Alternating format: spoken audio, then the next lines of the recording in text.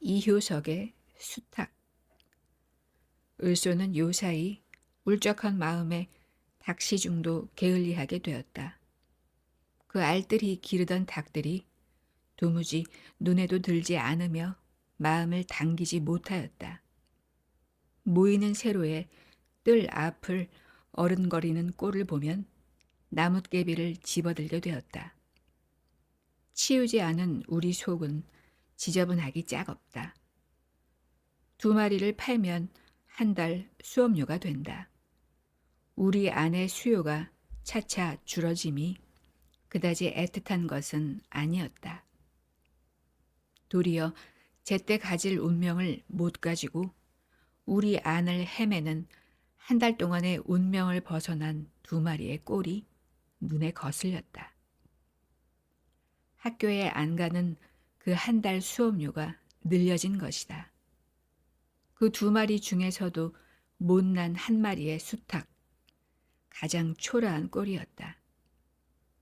허울이 변변치 못한 위에 이웃집 닭과 싸우면 판판이 졌다.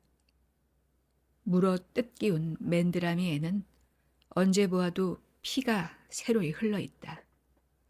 거적 눈인데다 한쪽 다리를 젓는다. 죽지의 깃이 가지런하지 못하고 꼬리조차 짧았다. 어떤 때면 암탈객에까지 쫓겼다. 수탉구실을 못하는 수탉이 보기에도 민망하였으나 요사이 와서는 민망한 정도를 넘어 보기 싫은 것이었다. 더구나 한 달의 운명을 우리 안에 더 붙이게 된 것이 을손에게는 밉살스럽고 흉측스럽게 보일 뿐이었다. 학교에 못 가는 마음이 몹시 답답하였다. 능금을 따고 낙원을 쫓기운 것은 전설이나 능금을 따다 학원을 쫓기운 것은 현실이다. 농장의 능금은 금단의 과실이었다. 을손들은 그 율칙을 어긴 것이다. 동무들의 꼬임에 빠졌다는 이보다도 을손 자신 능금의 유혹에 빠졌던 것이다. 능금은 사치한 욕망이 아니다. 필요한 식욕이었다. 당번은 5명이었다. 누에를 다 올린 후이라 별로 할 일 없이 한가하였던 것이 일을 저지른 시초일는지 모른다. 잡담으로 자정이 되기를 기다렸다가 일제히 방을 나가 어둠 속에 몸을 감추고 과수원의 철망을 넘었다. 먹다 남은 것을 아궁지 속에 넣은 것은 감쪽 같았으나 마지막 한 개를 방구석 뽕잎 속에 간직한 것이 실책이었다. 이튿날 아침 과수원 속에 발자취가 문제되었을 때 공교롭게도 뽕잎 속에 그 한 개가 발견되었다. 수색의 길은 빤하다. 간밤에 5명의 당번이 차례로 반 담임 앞에 불리우게 되었다. 굳게 언약을 해놓고서도 어느 때나 마찬가지로 그 어디로부터인지 교묘하게 부서진다. 약한 한 사람의 동무의 입에서 기어이 실토가 된 모양이었다. 한 사람씩 거듭 불려 들어갔다. 2번째 호출이 시작되었을 때 을소는 괴상한 곳에 있었다. 몸이 무거워 그곳에 들어간 것이 아니라 얼마 동안에 귀찮은 시간을 피하려 일부러 그런 곳을 고른 것이었다. 한 사람이 들어가 간신히 웅크리고 앉았을 만한 네모진 그 좁은 공간. 거북스럽기는 하여도 가장 마음 편한 곳도 그곳이었다. 그곳에 앉았으면 마치 바닷물 속에 잠겨있는 것과도 같이 몸이 거뿐한 까닭이다. 밖 운동장에서는 동무들의 짓거리는 소리, 웃음소리, 닿는 소리에 섞여 공 구르는 가벼운 소리가 쉴 새 없이 흘러와 몸은 그 즐거운 소리를 타고 뜬 것 같다. 을소는 현재 취조를 받고 있을 당번의 동무들과 자신의 형편조차 잊어버리고 유유히 주머니 속에서 담배를 한 개 집어내서 불을 붙였다. 실상인즉 담배도 능금과 같이 금단의 것이었으나 율칙을 어김은 인류의 조상이 끼쳐준 아름다운 공덕이다. 더구나 그곳에서 한 모금 피우기란 무상의 기쁨이라고 을소는 생각하는 것이었다.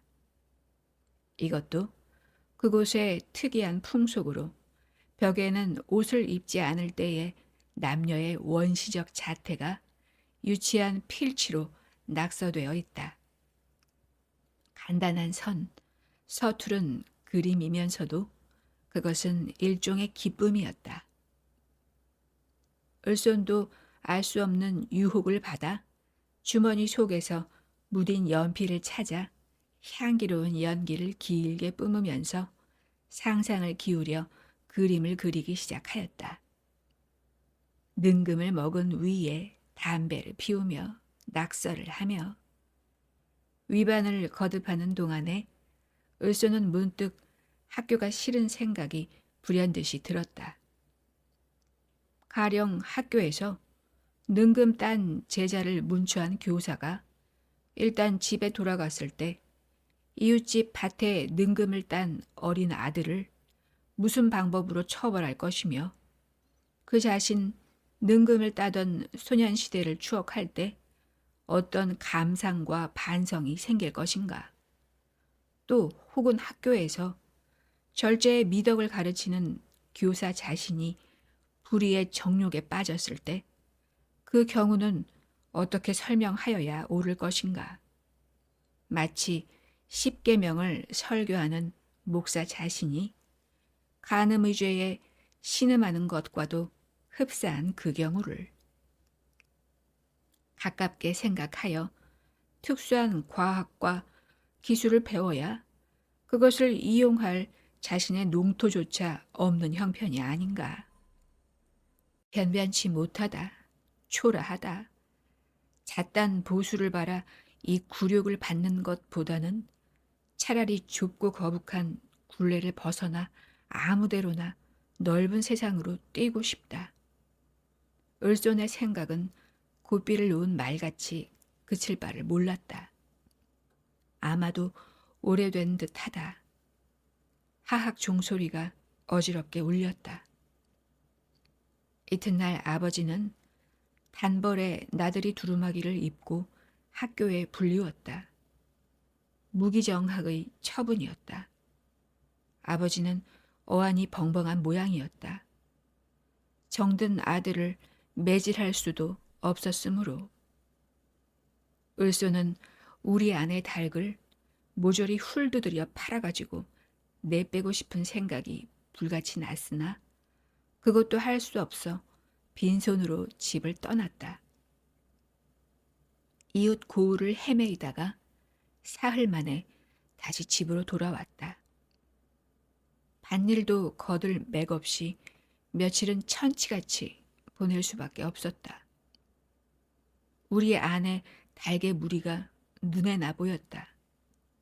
가운데에서도 못난 수탈개 꼴은 한층 초라하다. 고추장에 밥을 비벼 먹어도 이웃집 닭에게 지는 가련한 신세가 보기에도 안타까웠다. 못난 수탉, 내 꼴이 아닌가. 을소는 화가 버럭 났다. 한가한 판이라 복녀와는 자주 만날 수 있는 처지였으나 겸연쩍은 마음에 도리어 주저되었다. 을손의 처분을 복녀는 확실히 좋게 여기지는 않는 눈치였다. 복녀는 의지의 여자였다. 반년 동안의 원잠종 죄조소에 견습생 강습을 마친 터이라 오는 봄부터는 면회 잠업 지도생으로 나갈 처지였다. 건듯하면 게을리 되는 을손의 공부를 권하여 주고 매질하여 주는 복녀였다. 학교를 마치면 맞들고 벌자는 언약이었으나 을손의 이번 실수가 복녀를 실망시킨 것은 확실하였다. 무능한 사내, 복녀에게 이같이 의미 없는 것은 없었다. 하루 저녁 복녀를 찾았을 때 을손에게는 모든 것이 확적히 알렸다. 나온 것은 복녀가 아니오 복녀의 어머니였다. 앞으로는 출입도 피차에 찾지 못하게 될 것을 생각하니 섭섭하기 그지없네. 뜻을 몰라 우두커니 서 있으려니 복녀의 어머니는 말을 이었다. 기어이 알맞은 사람을 하나 구해봤네. 천근 같은 무쇠가 등골을 내려쳤다. 조합에 얌전한 사람이 있다기에 더 캐지도 않고 작정하여 버렸어. 복녀는 찾아볼 생각도 못하고 을소는 허전허전 뛰어나왔다. 복녀의 뜻일까? 춘향모의 짓일까? 물을 필요도 없었다. 눈앞이 어둡고 천지가 헐어지는 것 같았다. 며칠 동안은 눈에 아무것도 어리우지 않았다. 앙상한 밤송이 같은 현실. 한 달이 넘어도 학교에서는 복교의 통지도 없다. 저녁 때였다. 닭이 우리 안에 들어 각각 잠자리를 차지하였을 때 마을 갔던 수탉이 어슬어슬 돌아왔다. 또 싸운 모양이었다. 찢어진 맨드라미에는 피가 생생하고 퉁겨진 죽지의 깃이 거꾸로 뻗쳤다. 다리를 저는 것은 일반이나 걸어오는 방향이 단정치 못하다. 자세히 보니 눈이 한쪽 찌그러진 것이었다. 감긴 눈으로 피가 흘러 털을 물들였다. 참혹한 꼴이었다.